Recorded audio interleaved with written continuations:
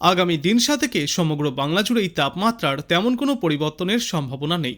সর্বত্রই থাকবে শুষ্ক মনোরম আবহাওয়া। আজও কনকনে ঠান্ডা হাওয়ার বদলে উষ্ণ আবহাওয়াই প্রাপ্তি হবে বাংলায়। তবে প্রায় সব জেলাতেই কুয়াশার দাপট জারি থাকবে, যার জেরে দক্ষিণবঙ্গের জেলাগুলিতে দৃশ্যমানতা 200 মিটারে নেমে আসতে পারে।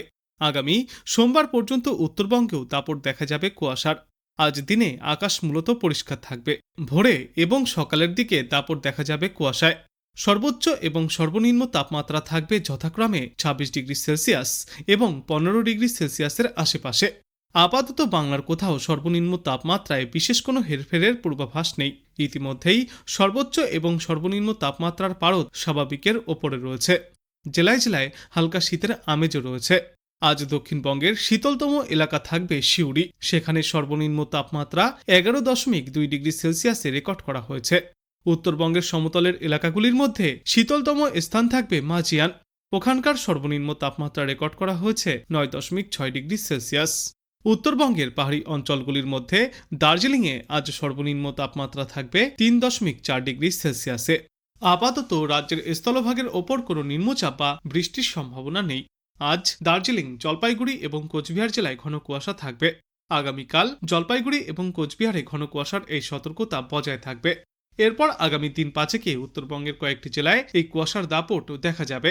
দক্ষিণবঙ্গে আগামী 3 দিনে 1 বা 2 জায়গায় হালকা থেকে মাঝারি কুয়াশা থাকবে। সর্বনিম্ন তাপমাত্রায় উল্লেখযোগ্য কোনো পরিবর্তনের সম্ভাবনা নেই।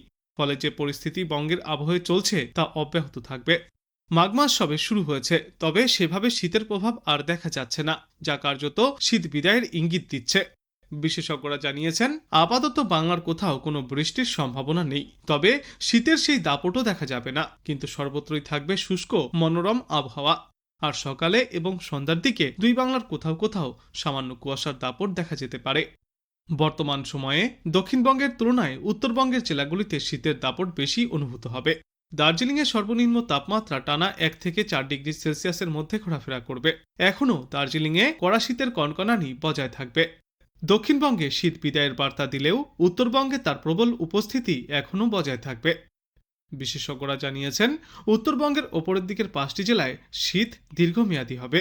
আজ কলকাতা এবং পার্শ্ববর্তী অঞ্চলগুলিতে সর্বনিম্ন তাপমাত্রা 15.7 ডিগ্রি সেলসিয়াস, যা স্বাভাবিকের চেয়ে 1.6 ডিগ্রি সেলসিয়াস বেশি।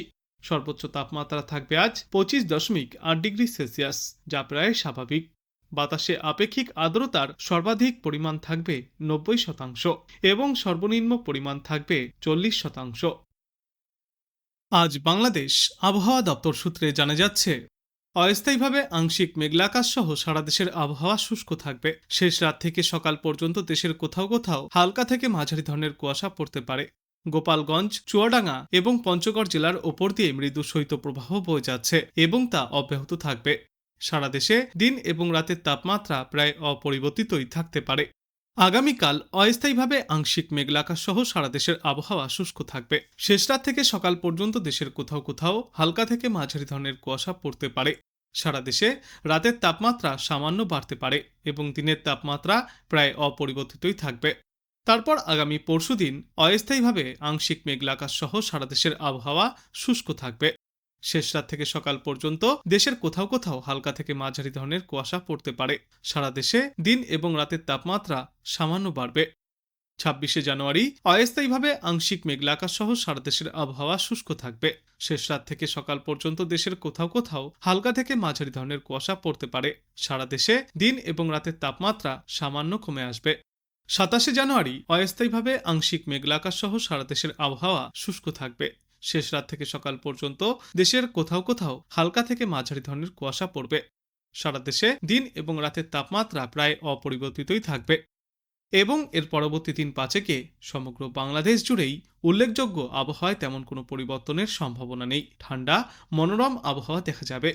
কোথাও কোনো ঝড় বৃষ্টির সম্ভাবনা থাকছে না।